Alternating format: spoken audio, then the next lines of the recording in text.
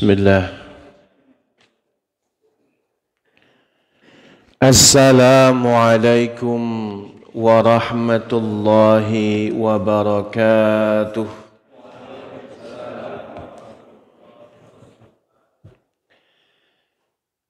Innal hamdalillahi nahmaduhu wa nasta'inuhu wa nastaghfiruh.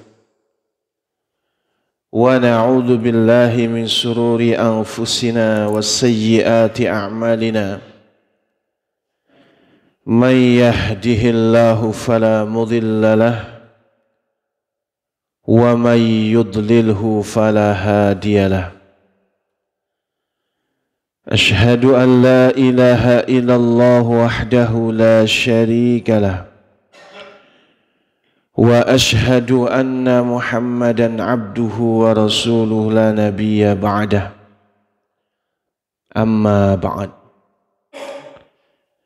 قال الله سبحانه وتعالى أعوذ بالله من الشيطان الرجيم يا أيها الذين آمنوا اتقوا الله حق تقاته ولا تموتن إلا وأنتم مسلمون وقال رسول الله صلى الله عليه وسلم اتق الله حيثما كنت وأتبع السيئات الحسنات تمحوها وخالق الناس بخلق hasan. Bapak-bapak, ibu-ibu, saudara-saudariku masjid, saudara-saudariku jamaah Masjid Miftahul Iman yang dirahmati Allah. Alhamdulillah, pada subuh hari ini dengan izinnya kita bisa bermajlis yang mulia, majlis talabul ilmi, tawasaw bil haqqi wa tawasaw bis sabr. Salawat beriring salam semoga selalu tercurahkan kepada Nabi kita Nabi Muhammad sallallahu alaihi wasallam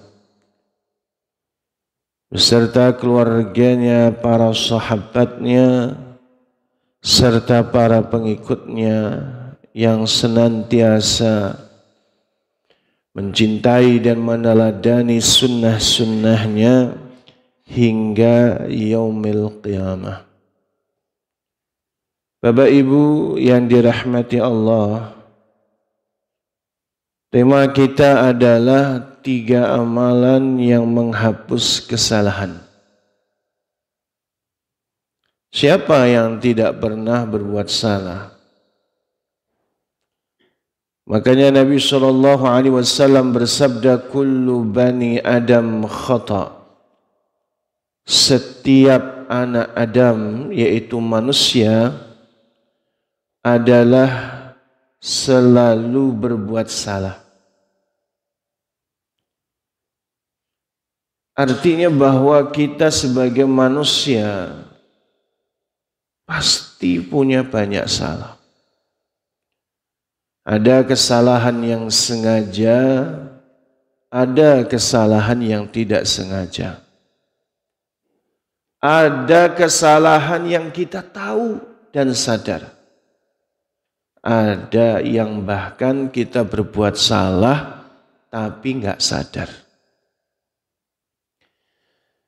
Terlepas hal itu, mekanisme untuk menghapus kesalahan yaitu adalah bertobat kepada Allah Subhanahu wa ta'ala. Taubat kepada Allah yang melahirkan semangat untuk melakukan kebaikan.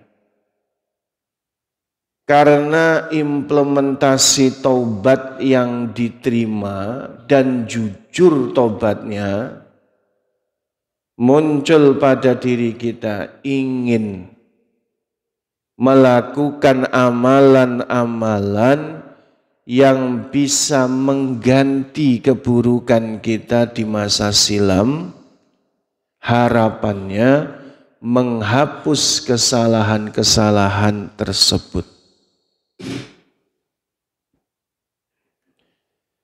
Allah tabaraka wa ta'ala berfirman, innal hasanat yudhibnas sayyi'at. Sesungguhnya perbuatan-perbuatan baik itu mampu menghapuskan kesalahan-kesalahan. Bahkan dalam hadis yang tadi kami sebutkan dalam setiap pembukaan, wa atbi'is sayyi'atal hasanata tamhuha, dan iringilah, ikutilah perbuatan buruk, kesalahan di masa silam dengan melakukan kebaikan-kebaikan, niscaya akan menghapusnya. Jadi intinya amal-amal kebajikan yang kita kerjakan bisa berfungsi untuk menghapus kesalahan. Namun pembahasan kita kali ini ada pada satu amalan yang Rasul takhsis, Rasul khususkan. Artinya apa? Artinya bahwa Rasulullah SAW menyebutkan 3 amalan ini sebagai bentuk perhatian, sebagai bentuk kita memperhatikan untuk mengamalkannya.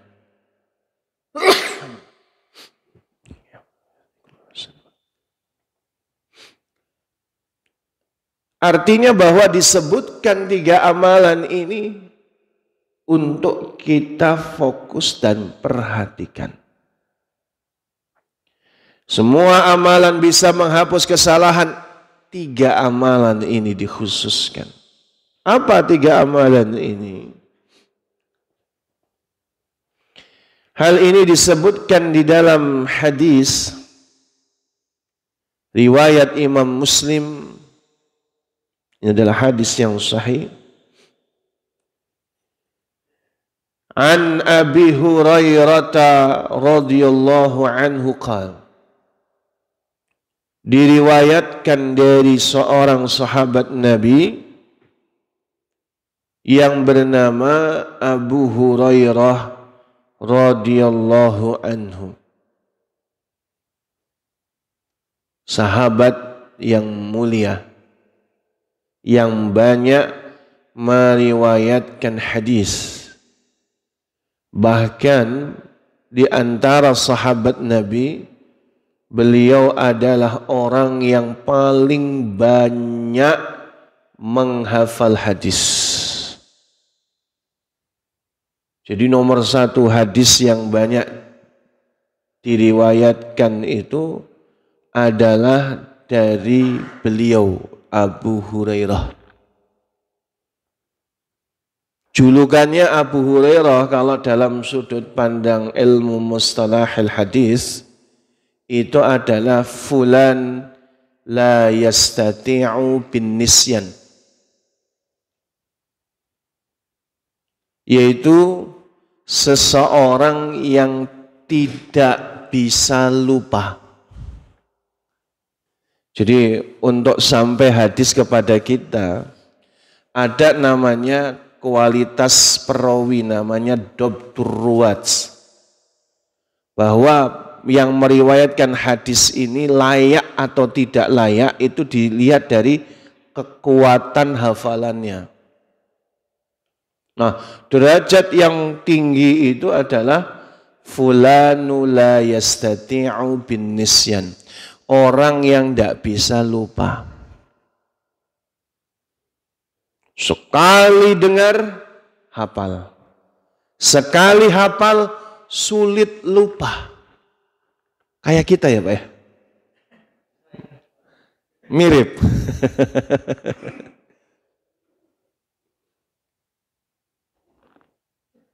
Makanya beliau itu tidak mencatat. Tidak banyak mencatat. Bedanya dengan Abdullah bin Amr bin As. Ini yang ngomong Abu Hurairah sendiri. Di antara dua sahabat Nabi yang kekuatan hafalannya itu menyamai itu adalah Abdullah bin Amr bin As. Cuma kata Abu Hurairah, kelebihan Abdullah bin Amr karena dia anak muda, rajin nulis. Jadi kemana-mana bawa catatan Abdullah bin Amr bin As itu. Kemana-mana bawa pena, pokoknya dicatat dimanapun. Walaupun tetap Abu Hurairah paling banyak meriwayatkan hadis. Abu Hurairah tuh jarang bawa catatan. Cuma sekali dengar, hafal. Sekali hafal, sulit lupa. Cirinya apa Pak? Cirinya beliau jarang bawa catatan. Kayak kita semua. Kan mirip.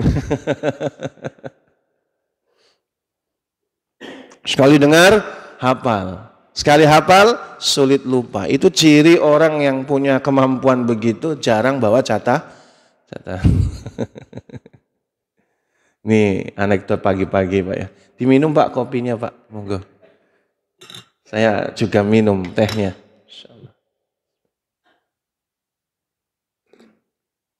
Alhamdulillah. Nah ini nggak ngantuk kan?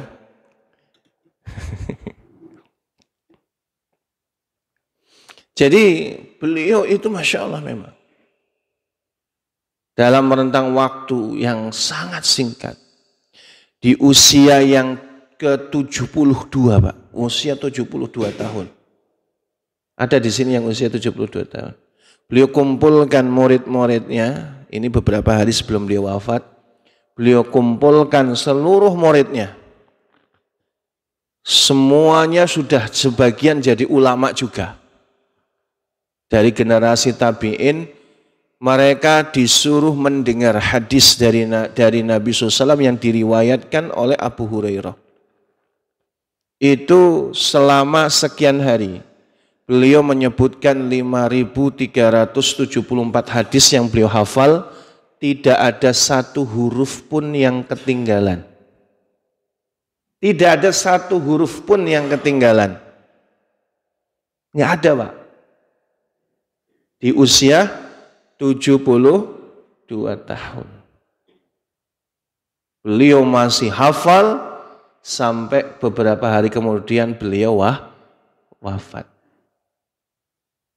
Jadi hikmahnya apa? Jadi kita nukilkan sedikit kisah itu. Bahwa seorang Abu Hurairah itu umur 72 tahun masih terus belajar, masih terus ngajar, hafalin terus, murojaah terus.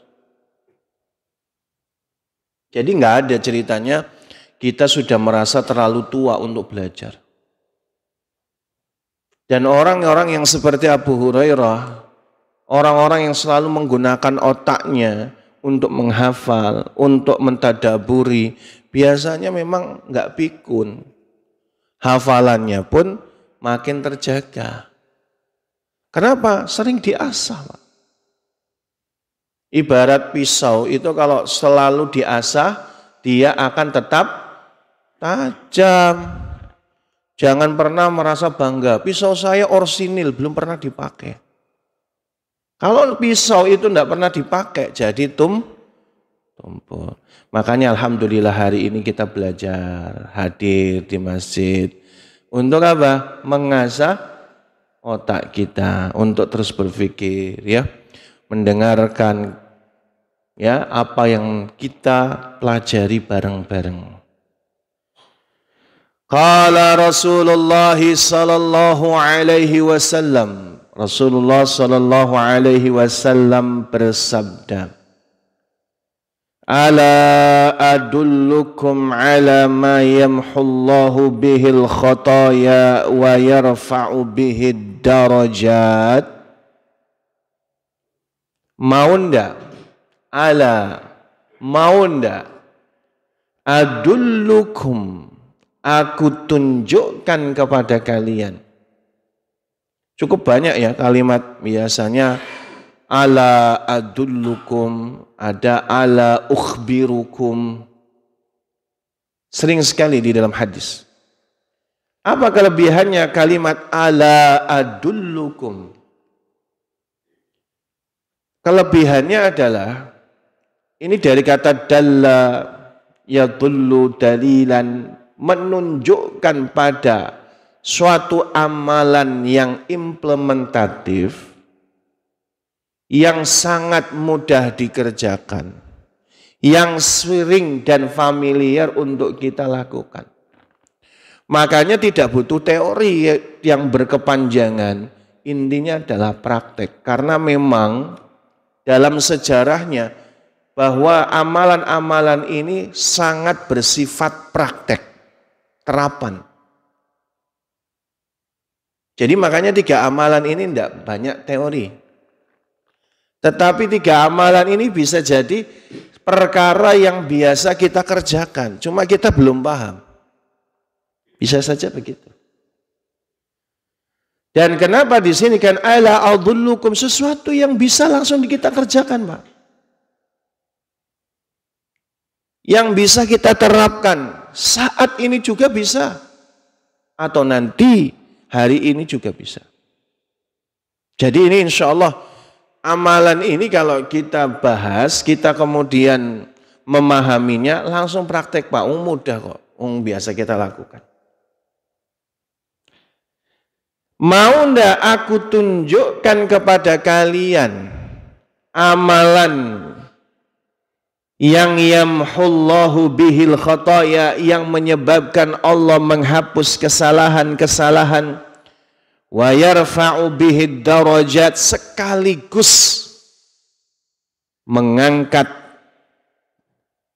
kedudukannya di sisi Allah dengan beberapa derajat. Wah, ini luar biasa. Otomatis menghapus kesalahan, mengangkat kedudukannya di sisi Allah dengan beberapa derajat. Qalu, para sahabat menjawab, bala ya Rasulullah, tentu kami mau ya Rasulullah. Loh, siapa yang tidak mau? Jadi para sahabat itu tidak ada concern, tidak ada perhatian, passion yang mereka miliki kecuali bagaimana menambah ilmu dan amalan. Nah, ini Rasul tidak ditanya, ngasih tahu, bahkan menunjukkan. Makanya pasti jawabannya itu bala ya Rasulullah. Nggak ada sahabat ngomong, nanti ya Rasul saya belum siap. Ya Bapak Ibu. Jawaban sahabat itu, nanti ya Rasul belum siap. Ada enggak? Enggak ada. Pasti jawabannya bala ya Rasulullah. Tentu kami mau ya Rasulullah. Kenapa jawaban ini selalu begitu? Karena memang goal setting mereka bukan dunia. Goal setting mereka itu akhirat. Ma yustafad. Apa yang bisa dimanfaatkan dalam hidupnya, dalam manfaat akhirat.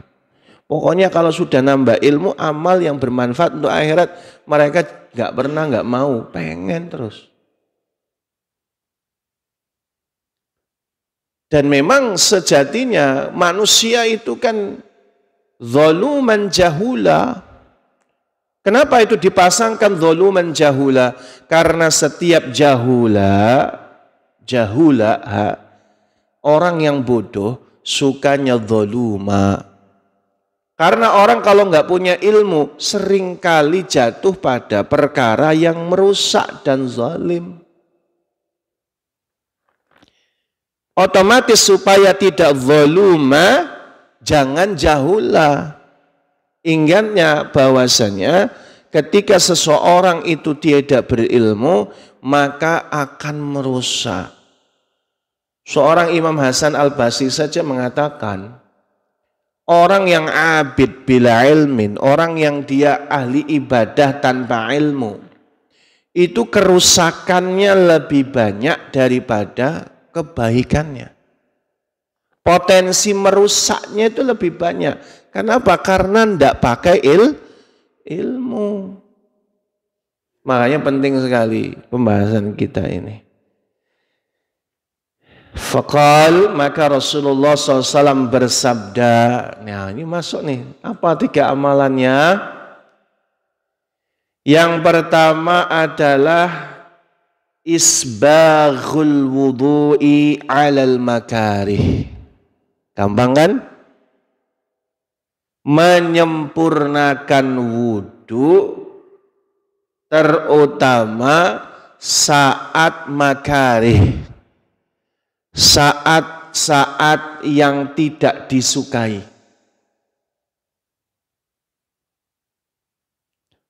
Nampaknya sederhana. Tapi apa sih wudu yang sempurna itu? Kan gitu pertanyaannya. Sebelum mengarah ke sana, ada satu hadis yang diriwayatkan oleh Imam Muslim pula. Ini penting, kenapa kita harus menyempurnakan wudu kita. Qala Rasulullah sallallahu alaihi wasallam, idza tawadda al-'abdul muslim, jika seorang hamba muslim awil mu'min dia berwudu dengan wudu yang sempurna,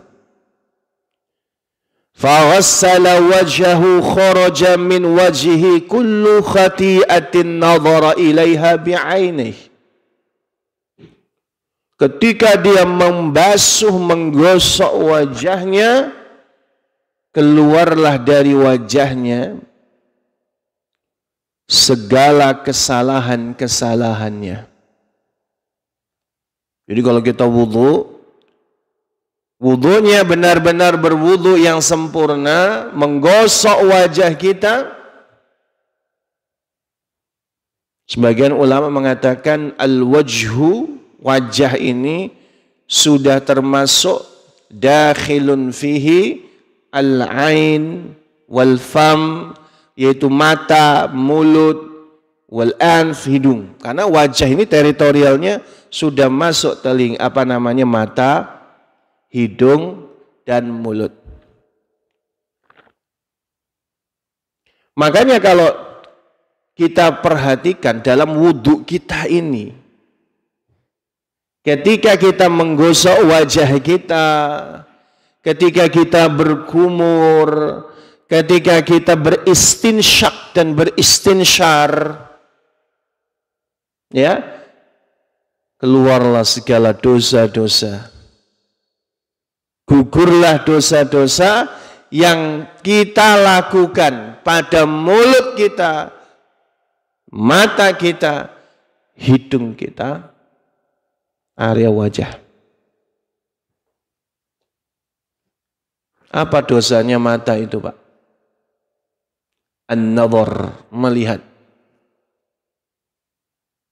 Apalagi bagi laki-laki yang makhluk visual. Apa makhluk visual itu? Yang lihat fokusnya. Ya. Apalagi laki-lakinya keluar rumah. Apa yang dilihat, Pak? Kalau keluar rumah? Keluar rumah apa? Mobil. Duren. Duren apa yang jual duren?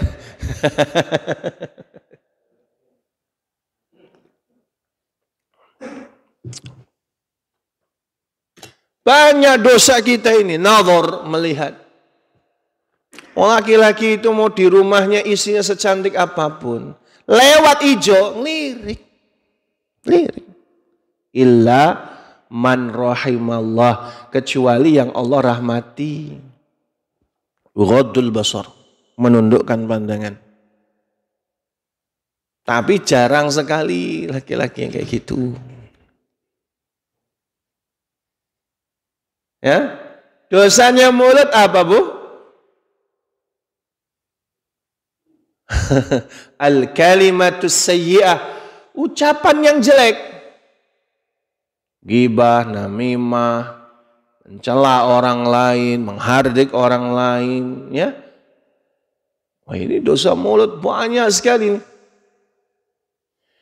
Makanya kata Imam Ibnu Qudamah Al-Maqdisi, beliau di dalam kitab Mukhtasar Minhajil Qasidin itu, bahwa tahapan orang bertoharoh itu, tahapan yang pertama membersihkan badannya dari najis dan hadas. Tapi kalau toharoh di tingkatan yang lebih baik, itu bagaimana dia membersihkan seluruh anggota tubuhnya dari kemaksiatan. Membersihkan tubuhnya, semua anggota tubuhnya termasuk hatinya dari segala noda-noda kesalahan.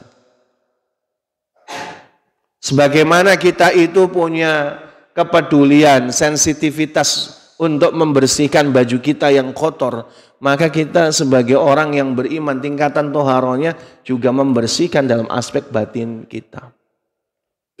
Itu bisa ditengok di dalam kitab Mukhtasar Minhajil Qasidin.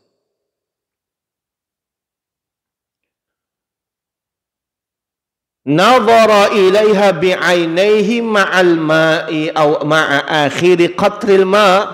Dia bisa lihat dengan kedua matanya gugurnya dosa-dosa itu. Ini kinayah ya, seiring dengan tetesan yang terakhir dari wudunya. Makanya jarang, yang ini memang perbedaan pendapat di antara ulama. Kalau berwudu itu, selesai berwudu bagusnya dihandukin atau dibiarin. Memang perbedaan pendapat di antara ulama. Ada kadang memang Rasul itu dihandukin. Ada juga beliau dikasih handuk tidak mau. Ya mungkin saja sama saja. Tapi kalau bicara kronologi tadi, bicara hadis tadi, Nabi SAW menjelaskan sampai tetesan yang terakhir. فَإِذَا غَسَّلَ يَدَيْهِ خَرَجَ مِنْ يَدَيْهِ كُلُّ خَطِيئَةٍ كَانَ بَطَشَتْهَا يَدَاهُ مَعَ الْمَاءِ أَوْ مَعَ آخِرِ قَطْرِ الْمَاءِ حَتَّى يَخْرُجَ نَقِيًّا مِنَ الذُّنُوبِ. Kemudian apabila dia menggosok kedua tangannya, keluarlah dari kedua tangannya segala kesalahan. Karena batoshatha yadahu, dosa-dosa yang keluar dari kedua tangannya apa? Dosanya kedua tangan itu apa, Pak? Memegang. Ya memegang apa saja. Megang duit yang belum jelas halal haramnya, ya syubhat. Megang duit yang haram juga, macam-macam megang itu. Mengambil milik orang lain dan seterusnya. Maka keluarlah segala kesalahannya sampai pada tetesan terakhir. Hingga nampak keluar dosa-dosanya. فَإِذَا غَسَّلَ رِجْلَهِ خَرَجَتْ كُلُّ خَطِيئَةٍ مَشَتْهَا رِجْلَهُ مَعَ الْمَاءِ أَوْ مَعَ آخِرِ قَطْرِ الْمَاءِ حَتَّى يَخْرُجَ نَقِيًّا مِنَ الذُّنُوبِ. Kemudian apabila dia menggosok kedua kakinya, keluarlah segala kesalahan-kesalahannya yang dilakukan oleh kedua kakinya, masyatha rijlahu, yang kedua kakinya melangkah. Apa dosa kita kalau di sekalian kaki melangkah pada tempat-tempat yang haram? Keluarlah segala kesalahan yang dilakukan oleh kedua kaki yang berjalan itu seiring dengan tetesan air yang paling terakhir, sampai keluarlah segala kesalahan dosa-dosanya. Hadis riwayat Imam Muslim. Wudu, Pak. Wudu. Wudu ini adalah ibadah yang paling penting. Tidak sah sholat seseorang kalau tidak berwudu. Karena wudu itu syarat sah. Kita bicara kalau sahnya, Untuk memenuhi wudhu yang sah, cukup dengan rukun-rukunnya. Kalau sudah terpenuhi rukunnya, selesai. Apa rukun wudhu yang ada di dalam ayat? Faghsilu wujuhakum wa aydiyakum ilal marafiq. Basuh wajahnya, gosok wajahnya, kedua tangannya sampai siku, kedua kakinya sampai ka'bain, sampai pada kedua mata kaki. Itu kalau sudah selesai, itu rukun utamanya, maka selesai. Menurut terutama adalah Imam Ahmad bin Hanbal. Cuman kita pahami, wudhu yang sempurna tidak cukup dengan rukun. Wudhu yang sempurna itu adalah wudhu yang juga dilakukan padanya yang sunnah-sunnah dan juga adab-adabnya. Apa yang termasuk sunnah? Mencuci tangan, ya, berkumur, mengulang repetisinya 3 kali, beristinsyak dan beristinsyar. Ini yang biasanya jarang orang lakukan secara sempurna. Kumur-kumur udah. Istinsyak, istinsar jarang. Istinsyak itu menghirup air ke hidung, Mbak. Yang gampang itu biasanya ya sambil kita berkumur, sisakan air ke hidung. Lalu keluarkan, itu istinsyak dan istinsyar. Kalau bicara sah memang sah. Misalnya dalam mazhab Syafi'i cuma gini. Tapi kalau bicara sempurna, istinsyak, hirup air ke hidung, istinsyar, dikeluarkan. Terus apa lagi Pak yang jarang? Ingat repetisinya itu maksimal 3 kali ya Pak. Saya bisa lebih dari 3 kali Ustaz. Saya bisa 7 kali. Itu malah salah. 3 kali maksimal. 1 sah. Tapi kalau bicara sunnah diulang 3 kali. Yang paling sering ditinggalkan itu apa? Ad-dalq. Imam Malik itu menyebutkan ad-dalq itu termasuk rukun. Karena ayatnya bunyinya adalah faghsilu. Apa igsilu itu? Ghassala yaghsilu. Membasuh, mencuci Pak. Ibu kalau nyuci baju gimana? Kalau dulu pakai tangan. Ya, sikat. Jadi yang namanya mencuci bukan sekedar membasahi. Kalau ibu mencuci cuma sekedar dibasahi pakai kran, belum mencuci, nodanya hilang enggak? Enggak. Makanya kata Imam Malik, ketika kita membasuh wajah, enggak cukup disiram. Tampung airnya ada, nggak cukup. Sampai ighsilu, digosok. Digosok, bahkan sampai janggutnya. Sampai Nabi memasukkan selas ke jari-jarinya, janggutnya supaya meresap, semua digosok. Jadi nggak cukup tampung air, biur, kran, nggak cukup. Itu kalau mazhab Maliki tidak sah. Adapun jumhur ulama tetap sah, tapi belum wudhu sempurna. Nah, itu muka. Terus tangan. Tangan itu dari mana Pak? Dari ujung jari kita ini sampai siku. Digosok.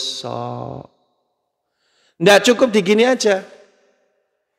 Ada cara begini? Ya boleh, tapi harus digosok kalau mau sempurna. Benar urutannya karena ila marafiq artinya menuju kepada siku. Berarti kan awalnya dari sini, ilanya dari sini. Tapi digosok. Digosok. Jangan lupa sela-sela jari. Nih. Jangan lupa. Termasuk kaki, Pak. Ini kaki misalnya. Ini digosok. Jangan sekedar, maaf ya, keran. Ini keran, pure. Dah, wudunya siapa, Pak? Rata-rata bapak-bapak yang agak susah. Terutama yang maaf, yang keganjel sama perut. Rasanya berat sekali. Kalau berwudu, Pak, kakinya digosok. Gosok sampai mata kaki. Gosok supaya sempurna. Bahkan Nabi SAW memasukkan sebagian jarinya ke sela-sela. Maaf, ini sela-sela. Ini jarinya. Jari apa nih, Pak? Kelingking. Masukin ke sela-sela jari. Ini seringkali kelewat ini. Kalau cuma basahin, kakinya rapat begini, belum tentu dia kena air. Gosok begini. Ya. Itu wudu sempurna. Itulah wudu yang diajarkan malaikat Jibril kepada Nabi SAW dalam hadis Bukhari. Lalu Nabi mengajak Ibunda Khadijah untuk berwudu. Diajarkan cara wudunya. Wudu itu berestafeta sampai kepada Utsman bin Affan yang meriwayatkan hadis wudu sempurna. Manfaatnya banyak, Pak. Ini jangan malas. Penelitian membuktikan dengan izin Allah, orang yang wudhu sempurna sampai menggosok sela-sela jari, itu dia lebih jauh daripada resiko penyakit prostat. Terutama laki-laki. Laki-laki itu kan 70 hingga 80% terancam prostat. Ya. Itu cara mengantisipasinya, Pak. Wudhu dengan cara begini. Dan ini refleksi. Coba rasain, Pak. Enak banget. Enak ini. Ini refleksi ini. Jadi tidak perlu refleksi khusus. Ini sela-sela jari. Ini mengurangi resiko penyakit prostat. Bahkan mencegah kalau belum kena. Begitu, Pak. Segitu indahnya syariat Islam. Nabi ngasih cara wudhu yang sempurna. Maka oleh karenanya, ayo amalkan. Ini menggugurkan dosa loh, Pak. Menggugurkan, menghapus kesalahan, menaikkan derajat. Cuma ini kita belum bahas alal makarih. Di saat yang tidak disukai. Kapan di saat yang tidak disukai? Biasanya adalah fi sholatil bardain. Di waktu sholat dingin. 2 waktu sholat dingin. Kapan, Pak, sholat dingin itu? Subuh dan asar. Dalam hadis Nabi SAW mengatakan man sholal bardaini dakhalal jannah. Siapa yang dia sholat dengan 2 sholat dingin setiap harinya, maka dia masuk surga. Apa itu? As-subhu wal asr. Subuh dan asar. Subuh itu saat dingin. Asar saat dingin, cuma bukan berarti sama dinginnya seperti subuh. Ketika hari panas itu sudah sirna, mulai adem itu asar. Makanya kalimatnya adalah al-bardain. Maka wudhu di 2 waktu sholat ini berat. Apalagi bangun sholat tahajud. Itu kadang lagi dingin-dinginnya. Yang kalau nggak ada water heater, wah ini Apalagi kemarin Pak ya. Ya Allah, hujan nggak berhenti tuh. Dari jam 2 itu hujannya. Memang nggak gede, cuma nggak berhenti-berhenti tuh. Sampai ba'da maghrib ya. Allah Akbar, itu dinginnya luar biasa itu. Nah kadang wudhu kalau sudah, kata nggak pakai water heater tadi. Yang penting sah. Apalagi kalau Bapak tinggalnya di Skincau. Ada yang tinggal Skincau Pak? Liwa, Skincau. Saya pernah di sana ngisi walimah. Masya Allah ya. Dinginnya. Rombongan itu rata-rata udah pada selimutan. Saya dikasih tahu sama penduduk lokal, Ustaz, kalau udah nyampe mandi. Lagi dingin-dingin Pak, nyampe jam 10 malam. Ternyata teorinya begitu. Kalau yang datang langsung selimutan, itu subuhnya nggak kuat itu. Dengan izin Allah. Makanya anak jam 10 mandi Pak. Saat mandi sekarang. Tapi dingin Pak. Nggak apa-apa. Lebih baik dingin sekarang daripada dingin subuh. Benar ternyata mandi jam 10 itu. Paginya saya sudah tidak terlalu dingin untuk wudhu saat sebelum subuh ataupun saat witir. Karena kalau safar itu kan tidak mesti tahajud. Witirnya tidak ketinggalan. Karena Nabi itu tidak meninggalkan witir. Baik safar ataupun mukim. Nah ini jam berapa nih Pak? Allah jam 6 baru 1 ini. Yang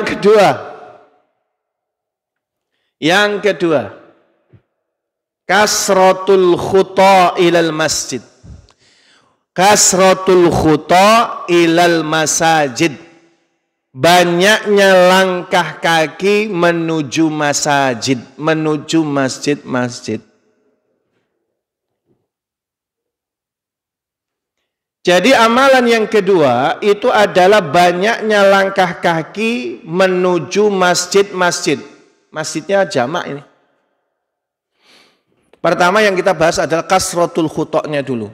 Banyak langkah kaki. Dalam riwayat itu kita banyak disebutkan. Riwayat Imam Muslim juga ada. Tidaklah seorang hamba muslim dia berwudu dari rumahnya, dia berangkat menuju masjid, melainkan satu langkah dia diampuni dosanya sekaligus dinaikkan kedudukannya di sisi Allah. Setiap langkah. Sampai-sampai ada sebuah riwayat, ada seorang sahabat Nabi SAW, ini tidak disebutkan siapa namanya, ab'ada minal masjid minhu. Dia rumahnya jauh sekali dari Masjid Nabawi. Faqila lahu, maka dikatakan padanya, law ishtaraita himaran tarkubuhu fidh-dhuluma wa fir-ramda. Kalau sekiranya engkau membeli seekor keledai yang bisa kau naiki untuk pergi ke masjid, terutama fidh-dhuluma, terutama di saat-saat gelap malam hari, atau di saat terik matahari, tentu lebih bagus bagimu karena orang ini mampu, punya uang. Maka kalimatnya, kalau sekiranya kamu beli seekor keledai untuk bisa kau naiki. Ini dalam riwayat itu ada yang menyebutkan jaraknya Pak, itu dari Masjid Nabawi mencapai 15 kilo kalau tidak salah. Jaraknya. Wallahu a'lam bishawab. Tapi nggak ada keterangan hadisnya ya, tapi ini para ulama saja memperkirakan seperti itu. Jauh Pak. Makanya beliau dikasih saran. Mbok, kalau bahasa Jawa, mbok ya kamu tuh beli keledai yang bisa kamu pakai nanti kalau berangkat pagi subuh misalnya. Kan dia rumahnya jauh Pak. Berarti dia waktunya harus lebih banyak untuk jalan. Faqal ma yasurruni anna manzili ila janbil masjid. Sungguh, bukan sungguh ya, tidaklah aku menginginkan rumahku memang di pinggir masjid. Sengaja aku. Inni uridu ayyaktuba limam saya ilal masjid wa ruju'i idza raja'tu ila ahli.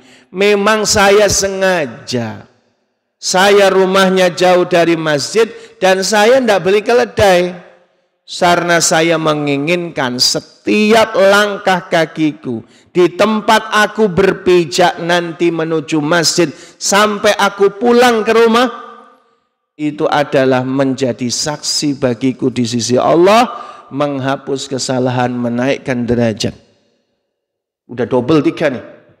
Faqala Rasulullah, qad jama'allahu laka dzalika kullah. Sungguh Allah telah menghimpun bagimu seluruh yang kamu sebutkan itu. Jadi Pak, semakin jauh dari masjid, lalu kemudian berjalan kaki, maka satu langkah menggugurkan dosa, satu langkah juga menaikkan derajat. Di setiap pijakan kita di bumi ini, semua akan menjadi saksi di hadapan Allah, yang nanti akan berkata kurang lebih, ya Allah, fulan bin fulan rajin ke masjid, kami jadi saksi. Seperti itu. Yang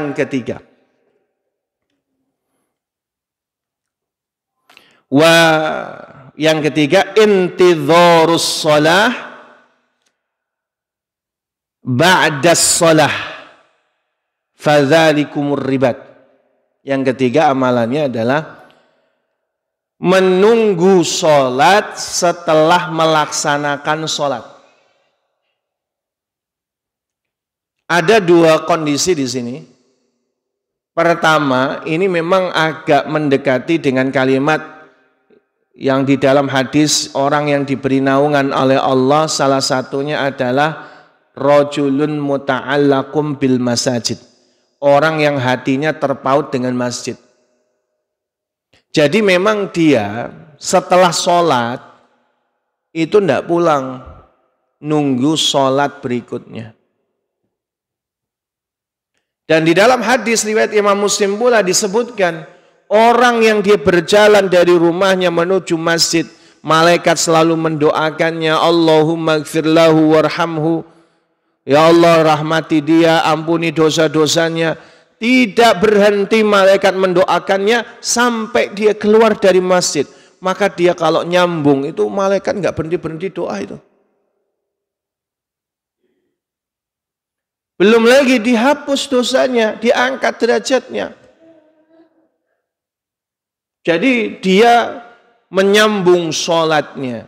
Terutama biasanya antara asar ke maghrib biasanya, atau maghrib ke isya. Kalau kata Imam Ibnu Qudamah, kebanyakan sahabat, mayoritas ya maghrib ke isya tidak pulang. Intidharus shalah ba'das shalah. Ini makna yang pertama. Makna yang kedua, sekalipun tidak begitu, tapi hatinya menunggu-nunggu datangnya waktu sholat. Habis sholat subuh, tuh kapan ya sholat zuhur? Saya kangen pengen sholat zuhur. Raganya tidak mesti di masjid, tapi hatinya itu terpaut dengan sholat, pengen ke masjid lagi gitu. Ini makna yang kedua, yang tentunya bisa lebih relevan. Gimana Pak? Gampang kan 3 amalannya? Alhamdulillah ya. Bisa langsung diamalkan. 3 amalan yang menghapus kesalahan atau dosa. Demikian yang bisa Anda sampaikan. Mohon maaf kalau ada perkataan yang kurang berkenan. Billahi taufik wal hidayah. Wallahu a'lam bishawab. Waktu dan tempat Anda kembalikan. Fasad.